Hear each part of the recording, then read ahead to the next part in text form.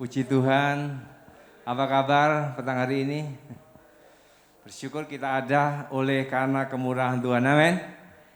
Dan ini juga yang menjadi kerinduan untuk pengakuan saya pribadi, seberapa banyak saya ada di dalam pelayanan, seberapa banyak saya ada dalam sebuah komunitas, bisa beribadah, bisa memuliakan Tuhan, menyembah Tuhan.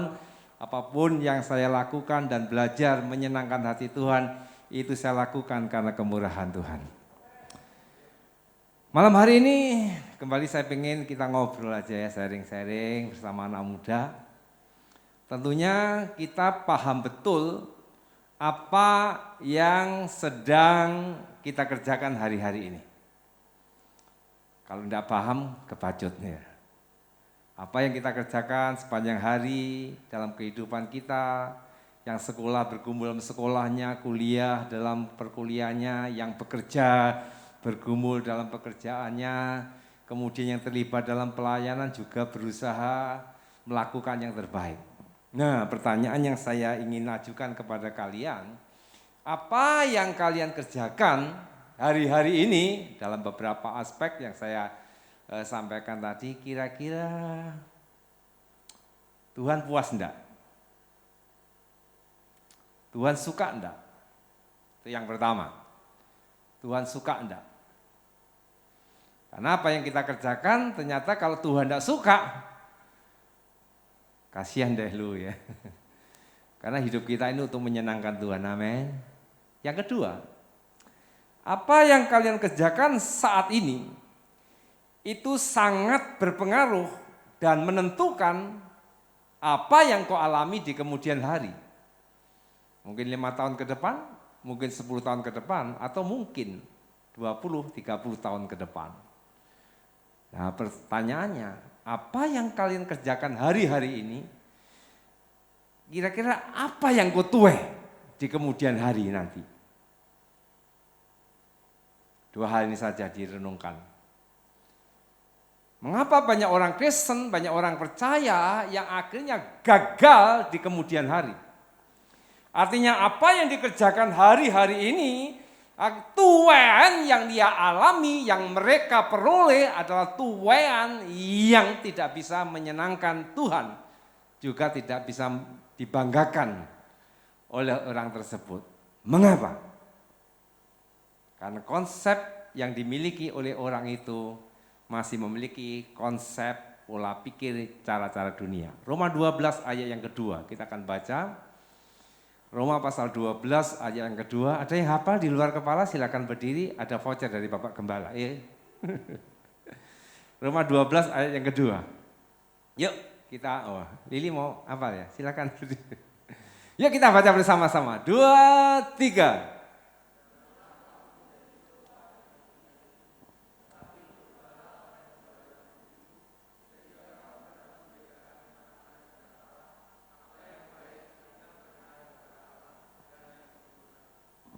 Tolong saya ingin kejujuran kalian. Siapa yang baru dengar atau baca ayat ini untuk pertama kalinya? Nah, saya malu, gak apa-apa. Ya, memang dengar baru kali ini. Lili berapa kali? Lebih dari 1 ya? Ada kira-kira yang lebih dari 10 kali? Ada ya? Saya lebih dari 10 kali. Mas Rido mungkin 20 ya? Artinya ayat ini sangat populer sekali dan sudah lama kita baca. Nah, malam hari ini yuk kita belajar memahami. Dikatakan Rasul Paulus menegaskan jangan kamu menjadi serupa dengan dunia ini. Jangan serupa dengan apa? Dunia ini, tapi berubahlah oleh apa? Pembaruan budimu. Perubahan akal budi, ini perubahan pola pikir, perubahan mindset kita. Berubah dari mana ke mana, yaitu dari dunia, pola pikir dunia, menuju pola pikir mana? Surga. Pola pikir di bawah menuju pola pikir di atas. Bukan memikirkan perkara-perkara di bawah, tapi perkara-perkara yang di atas. 3 hal saya ingin sharing kepada saudara semua. Yang pertama yang harus kita kerjakan atau harus kita ubah di dalam kehidupan dunia ini hal-hal yang seringkali mengikat di dalam dunia ini, yang seringkali membawa konsep pola pikir kita, apa yang dipikirkan seseorang itu seringkali yang dilakukan. Dan itu yang dihidupi, sehingga menjadi satu gaya hidup dalam hidupannya. Yang pertama adalah keinginan daging. Yang kedua adalah keinginan mata. Yang ketiga adalah keangkuhan hidup. 3K. Keinginan daging, keinginan mata, keangkuhan hidup. Bukankah ketiga hal ini yang seringkali ditawarkan oleh iblis sehingga kita terseret di dalamnya. Keinginan daging bukan sekedar suka daging ya. Tidak salah, suka daging itu tidak salah. Tapi pesan Pak Edi, jangan makan daging dicampur tahu. Kalau dicampur apa yang terjadi Mas Rido? Kedagingannya ketahuan, iya dah. Jangan dicampur daging sama tahu, nanti kedagingannya ketahuan. Mending daging dicampur tempe, jadi kedagingannya ketempean. Keinginan daging itu apa? Hal-hal yang mengenakan tubuh. Manusia itu suka yang namanya jalan pintas, setuju? Tapi jalan Tuhan itu adalah proses dan bertentangan. Dunia menawarkan jalan pintas, tapi surga menawarkan jalan sebuah proses. Contoh kalian lahir itu aja, kan ada proses yang harus dikerjakan. 9 bulan 10 hari, lek kerasan sampai 10 bulan. Proses harus dijalani. Dan seringkali manusia, khususnya anak muda, tidak suka yang namanya proses. Bahkan yang membuat daging ini tersiksa, yang membuat daging ini tidak nyaman, itu berusaha dihindari.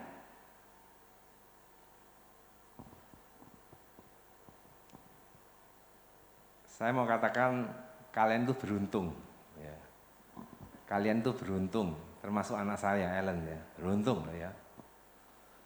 Saya dulu usia SD itu sudah dipekerjakan oleh papa saya. Jadi yang namanya santai-santai itu udah ada ceritanya. SD itu kalau sudah waktunya mungkin sebulan sekali atau 2 kali itu, sore itu harus lepas baju, pekerjakan membuat kecap ya. Orang tua saya punya home industri kecap. Jadi ya kami berdua bersama kakak itu yang namanya kesenangan, nonton dan sebagainya rasanya sudah tidak ada. Bekerja. Nah proses itu kami jalani. Dan ternyata proses yang Tuhan izinkan saya jalani ini membuahkan hasil di kemudian hari. Salah satu yang saya ambil hikmahnya adalah saya termasuk tahan pukul ya menghadapi tantangan, persoalan. Kenapa? Proses. Jadi ketika kalian diperhadapkan yang namanya proses yang itu menyangkut kenyamanan, keenakan daging, saya pesan begini, jangan pernah engkau tolak. Karena keputusanmu hari ini menentukan di masa depan. Dan saya mau katakan begini, jangan kau berharap menikmati kemuliaan yang daripada Tuhan, tapi kalau hari-hari ini kau masih merasakan menina-bubukkan daging, apa yang mengenakkan, apa yang membuat nyaman, apa yang membuat engkau terasa happy menurut ukuran dunia. Dan kalau ada 10 anak muda diperhadapkan yang namanya keinginan daging,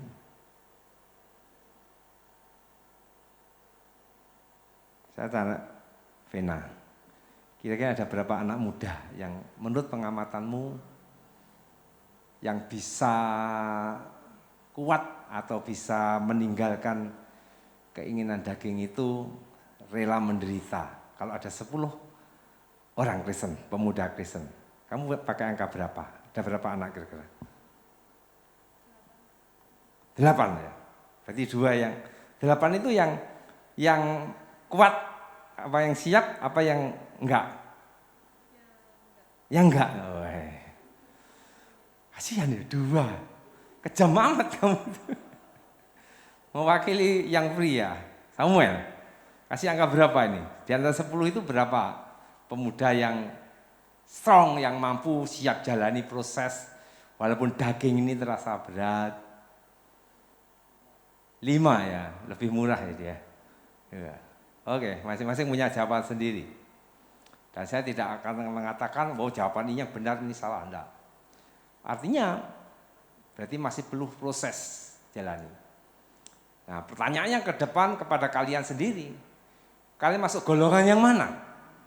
Golongan setia dengan proses sekalipun daging ini sakit, tapi demi kemuliaan yang didapat nantinya, atau yang cari yang nyaman-nyaman saja, yang dasar soro-soro ya supaya masih muda kok, nikmati masa muda ini. Pengkhotbah katakan, silakan bersenang-senang, silakan lakukan apa yang kamu mau ya. Yang pertama, keinginan daging. Dan dunia hari-hari menawarkan. Termasuk hari ini, saya tidak tahu berapa persennya yang hadir di Mas Rido? Kira-kira saja, 50-nya? 50 ya, mestinya lebih ya, artinya lebih dari ini. Saya tidak tahu, mudah-mudahan mereka benar-benar ada hal yang perlu dikerjakan sehingga tidak bisa datang hari ini. Tapi kalau tidak datang karena keinginan daging, karena sesuatu yang menyenangkan tubuh ini, ya kita perlu banyak berdoa buat mereka. Ini salah contoh sederhana saja. Ketika diperhadapkan 2 pilihan, antara kemuliaan Tuhan dan keinginan daging di waktu yang sama, disitulah ujian yang seharusnya kita kerjakan. Dan saya mau katakan begini anak muda, Tuhan itu tidak pernah dipermainkan. Artinya ketika kita totalitas di hadapan Tuhan, kita serius di hadapan Tuhan, kita menegakkan kebenaran dan berani melawan kedagingan ini, maka Tuhan akan menolong dan memberkati kita. Yang setuju katakan amin. Yang kedua adalah keinginan mata. Keinginan mata. Bukankah mbah kita yang dulu namanya Mbah Hawa, dia terkecoh dengan yang namanya keinginan mata. Firman datang kepada Adam, semua buah itu boleh kamu makan. Tapi Hawa sang penolong ini ketika melihat buah itu, ya, dilihatnya buah itu memiliki pemandangan, oh buah itu baik dan kelihatannya mengandung pengertian. Maka diambilnya, ini perhatikan, ketika mata memandang melihat sesuatu, maka ada tindakan respon berikutnya, melakukan sesuatu untuk menuruti keinginan mata.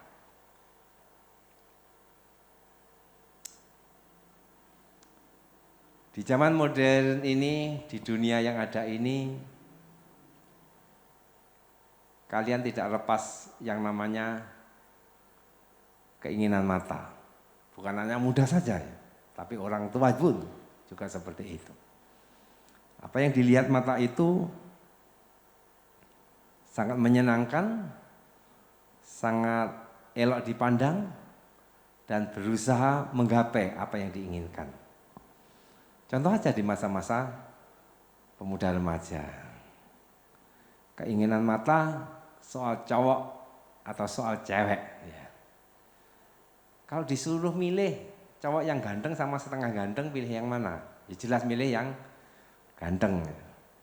Kalau disuruh milih cewek yang cantik sama setengah cantik ini, pilih mana? Pasti milih yang cantik. Kenapa? Keinginan mata. Dilihat menarik. Jangan ada orang ngomong begini, dulu zaman saya dulu ya. Dia cewek, usianya waktu itu ya sudah mulai umur ya. Terus ngomong begini, wis pokoknya wong lanang sing ngesir aku kayak pantes diajak becek wis aku gelem ya. Kira ada enggak di sini gitu? Wah bahaya saudara. Walaupun pantes becek saudara diajak becek. Nah, kalau saya pengen tanya, keinginan mata anak muda yang bagaimana sih? Yang seringkali anak muda itu akhirnya jatuh. Ya. Bisa minta tolong, Bro? Kira-kira apa tantangan anak muda soal keinginan mata ini?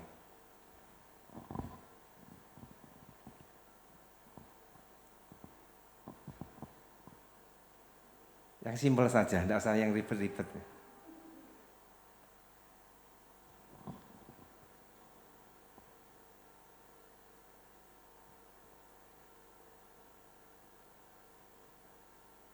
Pas atau tanya teman? Tanya teman aja, Om. Tanya siapa? Riga. Ya. Ya. Temanmu minta tolong kamu. Menurutmu keinginan mata apa tantangan anak muda sekarang? Soal apa, Kak? Boleh khotbah satu sesi juga enggak apa-apa. Jangan. Soal mungkin iri. Misalnya ada teman yang lebih sukses terus lihat nggak suka. Oke. Dia mengatakan karena iri, inginan mata sehingga timbul iri ya. Melihat tadi ada salah contoh ketika ada orang melihat sukses apa yang dilihat temannya, merasa sukses, akhirnya tergiur, timbullah iri. Orang iri kan tidak boleh, saudara ya. Menurut Lili, mewakili wanita, apa Li kira-kira tantangan keinginan mata bagi anak muda sekarang ini?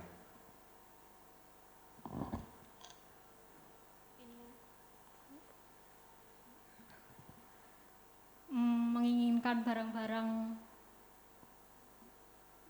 yang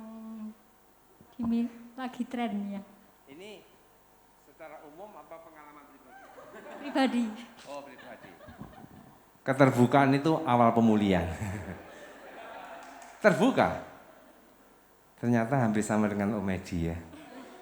Saya juga ingin ya. Enggak salah, tapi persoalannya begini. Apanya ketika mata melihat? Sebetulnya sebelum saya lanjut, salah enggak mengikuti keinginan mata? Tergantung apa Mas Rido? Ya, tergantung tujuannya untuk apa. Oh ya, setuju dengan jawab Mas Rido? Setuju ya? Jadi jangan kemudian begini, pulang dari sini saya akan pakai kacamata kuda. Gak apa-apa, silakan melihat. Tapi persoalannya ketika setelah melihat itu, apa respon kalian? Reaksi berikutnya. Mas Redo, kalau melihat wanita cantik, salah enggak? Tidak. Yang salah bagaimana? Mengingini. Setuju, Nevi? Guyu dong. Iya, tidak apa-apa lihat wanita cantik bagi cowok. Cewek lihat wanita, pria tampan, tidak salah. Tapi yang menjadi salah ketika melihat, kemudian mulai membayangkan, ya, kemudian bayangkan dia kencan, bahkan mulai membelai, itu yang salah dan berdosa. Dan kalau ada yang berdosa seperti itu, jangan ngaku di hadapan mereka. Misalnya di mall ini, misalnya Mas Rido, ya. Di mall itu kemudian lihat cewek yang pakai pakaian setengah jadi. Ya, kemudian mulai membayangkan, wow, ciptaan Tuhan itu luar biasa. Kemudian mulai membayangkan ketika aku bisa bersanding dengan dia, aku bisa berkencan dengan dia, aku beler rambutnya, aku buat mainan pipinya, hidungnya. Itu dosa di dalam pikiran. Tidak usah Mas Rido kemudian ngomong, kemudian datang, Cik, maaf Cik ya, tadi aku membayangkan sampean. Oh, dikaplok temannya. Kalau dosa seperti ini, minta ampun kepada Tuhan ya. Keinginan mata ini membuat godaan terbesar bagi kaum muda.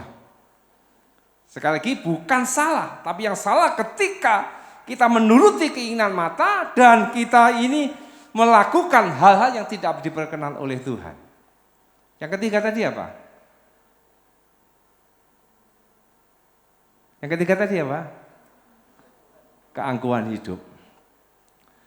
Keangkuhan hidup. Anak muda khususnya yang namanya keangkuhan hidup yang membuat seseorang itu bisa dibanggakan karena level tertentu, seringkali itu juga membuat kita jatuh di dalamnya.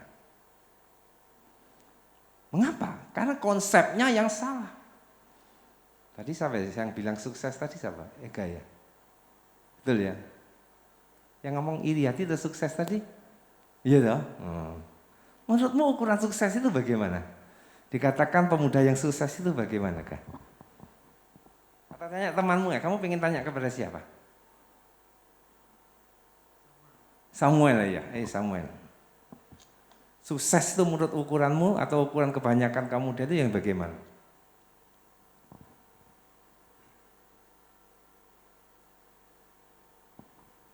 Kalau orang lain sudah mendapatkan apa yang ia inginkan, tapi saya belum mendapatkannya. Orang lain sudah mendapatkan, kamu belum mendapatkan. Maksudnya cewek gitu? Oh enggak? Oke. Vina bisa bantu saya. Sukses itu menurut ukuran dunia atau ukuran kebanyakan anak muda itu yang bagaimana? Kalau ukuran anak muda mungkin sudah bisa membuat orang tuanya bahagia. Oke, tapi masih tipis ya. Bahagianya ukurannya macam-macam juga sih ya. Satu lagi, Giska bisa bantu saya. Sukses menurut ukuranmu, ukuran pada umumnya itu gimana? Ketika seseorang sudah mendapatkan apa yang ia inginkan, seperti cita-citanya. Kamu setuju dengan pemahaman seperti itu? Kurang setuju. Nah, berarti yang setuju sukses itu yang bagaimana?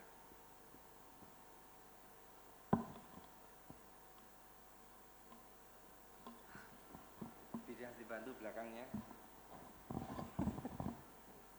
Menurutmu sendiri yang kamu setuju sukses yang bagaimana?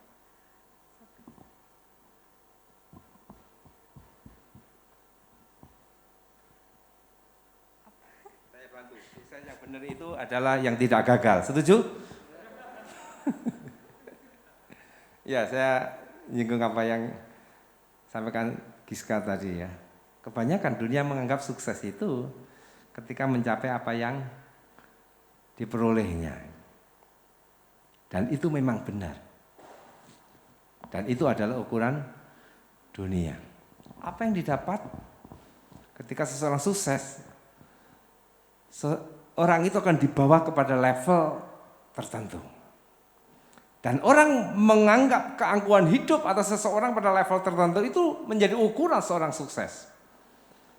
Saya pinjam pengalaman Bapak Gembala, mudah-mudahan tidak tersinggung. Suatu saat Bapak Gembala mengikuti acara di kegiatan hamba-hamba Tuhan Jawa Timur. Kemudian teman sesama hamba Tuhan ditanya, naik apa tadi? Pak Gembala jawab, naik apa Pak? R3. R3 itu lebih baik daripada R2. Respon teman-teman Gembala hamba Tuhan kira-kira biasa saja apa sedikit kaget kira-kira? Kira-kira biasa saja apa sedikit kaget? Ini Gembala GPD Theophilus, naiknya R3. Mas Redu? Gimana? Biasa saja ya. Tapi kenyataannya kaget apa biasa Pak Gem? Kaget. Mengapa? Karena kalau sekelas Gembala GPD Theophilus ya minimal apa? Pajero gimana? Pajero sama Innova itu keren mana sih? Oh pada keren. Nah inilah level ukuran-ukuran yang dipakai dunia seperti itu. Jadi banyak anak muda khususnya atau banyak orang juga yang terkecoh, jatuh di dalamnya karena menganggap level tertentu itu menjadi ukuran yang harus digapai, harus didapat. Dan banyak anak muda juga yang gagal akhirnya masuk sebuah keluarga, rumah tangga. Karena ukuran ini yang dipakai. Jadi kalau ada dua cowok yang sama-sama apel, satunya naik sepeda pancal walaupun ganteng, satunya naik Pajero walaupun setengah ganteng.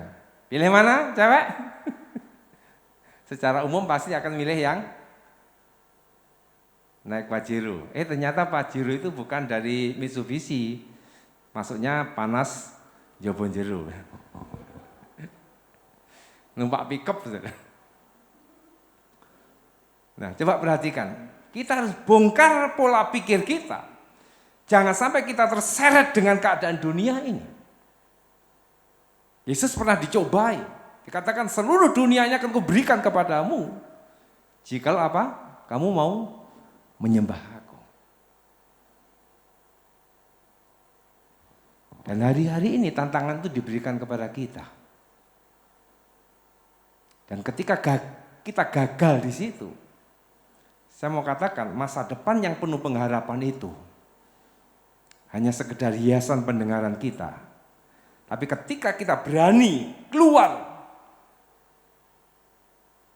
dan kita hidup seturut dengan kehendak Tuhan, maka masa depan yang penuh pengharapan itu menjadi milik bagian kita. Yang setuju katakan amin. 3 hal ini mari kita renungkan dalam kehidupan kita. Jangan sampai kita tinggal di dalam keinginan daging, kemudian keinginan mata, kemudian keinginan keangkuhan hidup. Tapi mari kita berubah, kita pembaharuan pola pikir kita, dan kita masuk dalam rancangan Allah. Apa rancangan Allah? Efesus pasal 2 ayat 10, mari kita akan baca. Efesus pasal 2 ayat yang ke-10. Yuk kita baca sama-sama, 2, 3. Karena kita ini buatan Allah, diciptakan dalam Kristus Yesus untuk melakukan pekerjaan baik yang dipersiapkan Allah sebelumnya. Ia mau supaya kita hidup di dalamnya. Ia mau, Yesus mau supaya saya hidup di dalamnya. Hidup di dalam apa? Di dalam pekerjaan baik yang dipersiapkan Allah. Sekarang ukuran baik itu yang bagaimana? Baik itu adalah sesuatu yang tidak salah, setuju? Baik yang di sini adalah bukan baik menurut ukuran diri kita, tapi baik menurut ukuran Allah. Jadi apa yang baik menurut ukuran Allah, yaitu sesuai dengan firman Allah, itulah yang benar-benar baik. Dan itu dapat kita mengerti ketika kita bongkar pola pikir kita, berubah dari konsep yang lama kepada konsep yang baru, dari konsep dunia ke konsep surga. Sehingga kita bisa membedakan apa kata Roma tadi, yang baik, berkenan, dan yang sempurna. Jadi mari kita mulai pola pikir apa yang baik menurut ukuran Allah, jangan ukuran dirinya sendiri. Contoh yang paling sederhana adalah baik menurut ukuran Allah itu adalah sesuatu yang membuat Allah suka, sesuatu yang menyenangkan hati Allah. Tetapi menurut ukuran dunia itu sesuatu yang hanya menyenangkan dirinya sendiri. Jadi apa saja yang kalian lakukan hari-hari ini, yuk kita belajar. Itu menyenangkan diriku sendiri, apa itu menyenangkan hati Allah.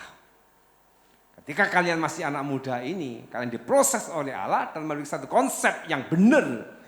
Sekali lagi saya katakan, kalian jangan takut yang namanya masa depan. Tuhan bela, Tuhan campur tangan di dalamnya. Ketika saya masih anak muda,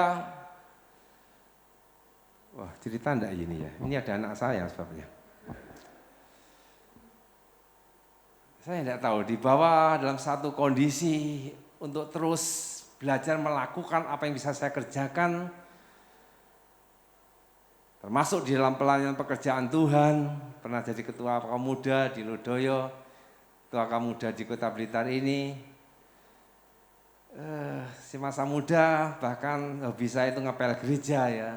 Satu gereja itu saya pel sendiri, saudara. Tapi bukan sebesar ini loh. Kecil. Dan kemudian baru usia 25, tidak salah ya. Baru saya mulai memikirkan, loh aku wis umur selawe rung duwe pacar, saudara. Ternyata ketika Tuhan taruh satu keadaan seperti itu dan saya mulai bergumul, ternyata Tuhan buka sesuatu yang indah, artinya Tuhan buka jalan yang rasanya di luar akal. Ya. Saya ini orangnya minder setengah mati, jadi kalau kalian kenal dengan teman-teman saya SMA, kemudian kalian tanya, Pak Edi dhisik itu rasa omong, minder pol ya, tapi saya kira kagak cangkem ya. Mindernya minta ampun. Tetapi ketika saya belajar mohon kepada Tuhan tentang pendamping hidup, Tuhan memampukan saya, enggak tahu, sehingga tangan ini bisa menulis surat kepada seseorang. Dan ini butuh perjuangan loh ya. Kalian enak ngetik gini, kemudian enggak ganti 3. Ini enggak tahu dulu entek perang lembar ya, kertas air mile gitu ya. Tuhan mampukan seperti itu. Ternyata apapun kondisi kita, ketika kita ini belajar hidup menurut kehendak Tuhan, Tuhan itu membuat yang tidak berani menjadi berani, yang kurang pede menjadi percaya diri. Dan saya punya kelemahan takut gagal dulu, saudara. Sehingga apa? Tuhan buat sedemikian rupa, saya juga tidak pernah gagal sekali jadi. Maaf kalau ada yang sharing dengan saya soal patah hati, saya tidak punya pengalaman. Tidak usah sharing dengan saya. Dan saya merasakan bagaimana pertolongan Allah yang luar biasa itu. Ini sekelumit kisah saya.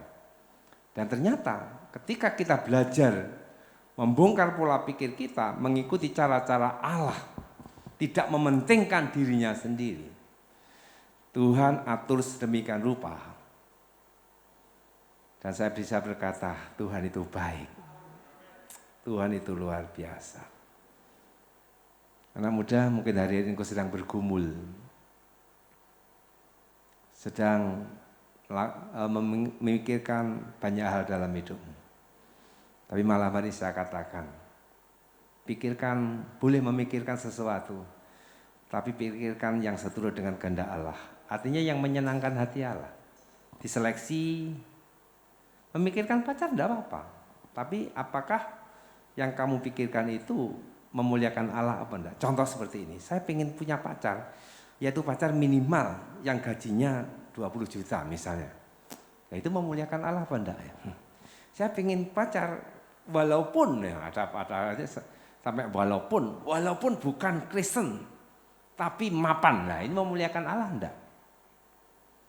Jadi tolong kalian terus ini pergumulkan dan lakukan, kerjakan. Dan ketika kalian memiliki konsep pola pikir atau apa yang kalian kerjakan itu sesuai yang menyenangkan hati Allah, seturut dengan Allah, patokan adalah firman Allah, jangan takut. Tuhan bila kita luar biasa. Tuhan memberkati. Mari main musik singer bisa maju ke depan.